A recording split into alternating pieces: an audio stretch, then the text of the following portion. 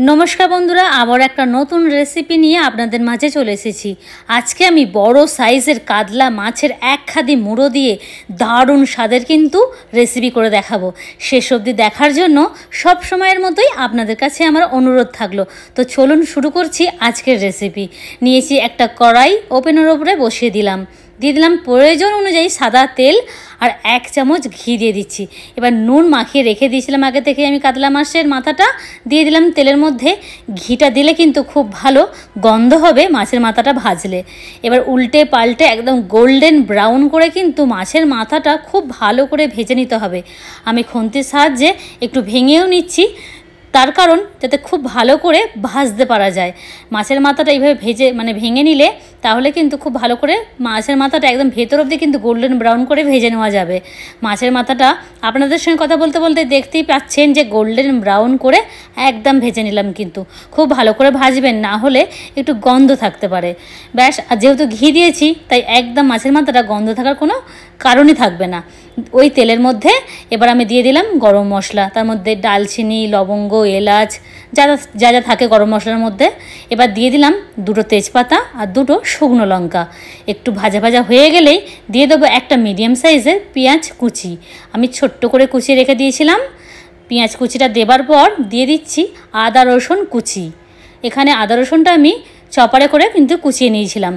খুব মিহি করে কিন্তু কুচিয়ে নিতে হবে, না হলে একটু বেশি মোটা মোটা থাকলে আবার মুখে পড়লে ভালো লাগবে না। এবার আদা রসুনটা ভালো করে কিন্তু গোল্ডেন ব্রাউন করে ভেজে নেব। আর এখানে একটু মিস হয়ে গেছে, কিছু মনে করবেন না, প্রথমেই আপনাদের কাছে একটু ক্ষমা চেয়ে নিচ্ছি। তবে বলে দিচ্ছি কী কী মশলা দিয়েছিলাম। আমি ক্যামেরাটা অন করতে মশলাগুলো কী কী দিয়েছিলাম সেটা বলার আগে বলে দিচ্ছি। এখানে অল্প একটুখানি গোল্ডেন ব্রাউন করে ভেজে নেওয়ার পর আদা রসুন পেঁয়াজটা, তারপর আলু দিয়েছিলাম ডুমো ডুমো করে। আলুটাও একটু ভেজে নিয়েছিলাম সব কিছুর সঙ্গে। তারপরে দিয়েছি কিছু মশলা।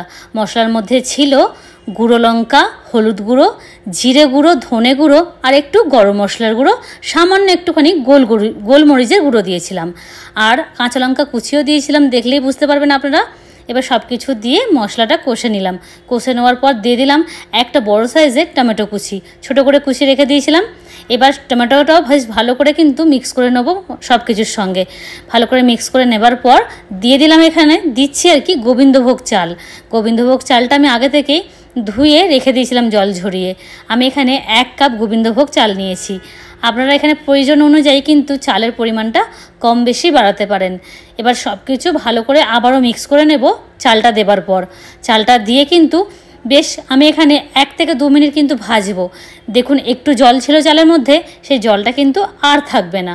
খুব ভালো করে শুকনো করে ভাজতে ভাজতে জলটা একদম শুকিয়ে যাবে।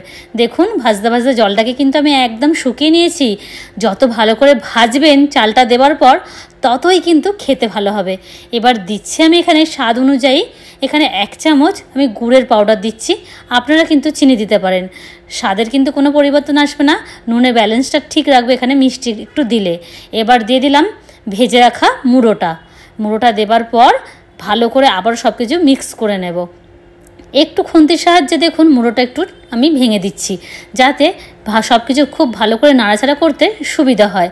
বেশ বড় না মুড়োটা, একটু নাড়তে অসুবিধাই হচ্ছিল। ভালো করে এবার সব কিছু মিক্স করে নেব। খুব আস্তে আস্তে করবেন, নাহলে আবার বাইরের দিকে পড়ে যেতে পারে। ব্যাস ভালো করে এবার সব কিছু মিক্স করে নিয়েছি, দেখলেই বুঝতে পাচ্ছেন। খুব সুন্দর কিন্তু এই রেসিপি, একবার হলো আপনারা ট্রাই করবেন, খুব ভালো লাগবে। এবার দিয়ে দিচ্ছি আমি গরম জল, প্রথমে একটু দিচ্ছি, দেবার পর সব কিছু ভালো করে গরম জলটা দেবার পর ভালো করে মিক্স করে নিয়ে নুনটা কিন্তু চেক করে নেব। বলে রাখি আমি যখন গুঁড়ো মশলা দিয়েছিলাম তখন কিন্তু স্বাদ অনুযায়ী নুনটা প্রয়োজন অনুযায়ী দিয়ে দিয়েছিলাম। এখন চেক করে নিচ্ছি, কারণ চালটা যখন ফুলে গিয়ে যখন সেদ্ধ হয়ে যাবে তখন একটু ডাবল হয়ে যাবে, তখন কিন্তু নুনের পরিমাণটা একটু কম লাগতে পারে। তাই সামান্য একটুখানি দিয়ে দিলাম আমি। ভালো করে মিক্স করে নেব। এবার আপনাদের স্বাদ অনুযায়ী কম বেশি করে নেবে নুনের পরিমাণটা।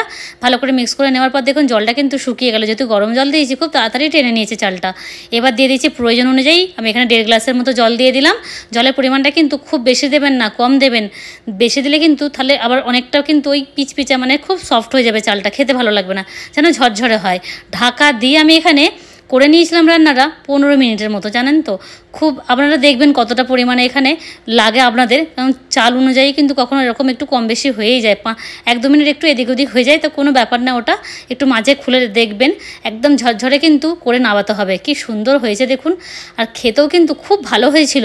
আমাদের বাড়িতে জানেন তো মাছের মাথা খেতেই চায় না অনেকে, তবে এইভাবে করেছিলাম, সবার খুব পছন্দ হয়েছিল, আমারও খুব ভালো লেগেছিলেন কিন্তু খেতে। এরপর থেকে ভাবছি মাছের মাথা নিয়ে এলে এরকম করব। মুড়িঘণ্ট তো অনেক রকম, মানে মুড়িঘণ্ট নাম তো শুনেছি, অনেকে অনেক রকমভাবে করেছে, একবার এইভাবে ট্রাই করবেন, খুব ভালো লাগবে কিন্তু বলতে পারি, দারুণ খেতে হয়েছিল।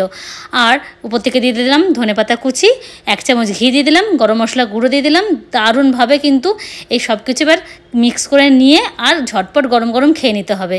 ভালো লাগলে আপনাদের আপনজনদের সঙ্গে কিন্তু শেয়ার করতে ভুলবেন না। কেমন লেগেছে রেসিপিটা প্লিজ কমেন্ট করবেন, আর আপনারা কি কি রেসিপি, কীরকম রেসিপি দেখতে চান প্লিজ সেটাও কমেন্ট করে জানাতে পারেন। কিন্তু ফেসবুক থেকে দেখলে রুমাস কিচেন অ্যান্ড ব্লগকে ফলো করবেন, ইউটিউব থেকে দেখলে প্লিজ রুমাস কিচেনকে সাবস্ক্রাইব করে পাশে থাকা বেল আইকনটা কিন্তু প্রেস করে রাখবেন। এত সুন্দর দেখতে হয়েছিল, যে কোনো খাবার দেখতে ভালো লাগলে খাবার ইন্টারেস্টটা কিন্তু অনেক বেশি তৈরি হয়। বন্ধুরা ঠিক বললাম তো? ভালো লাগলে কমেন্ট করবেন, আর ভালো লাগলে প্লিজ শেয়ার করবেন। দেখা হবে পরের ভিডিও।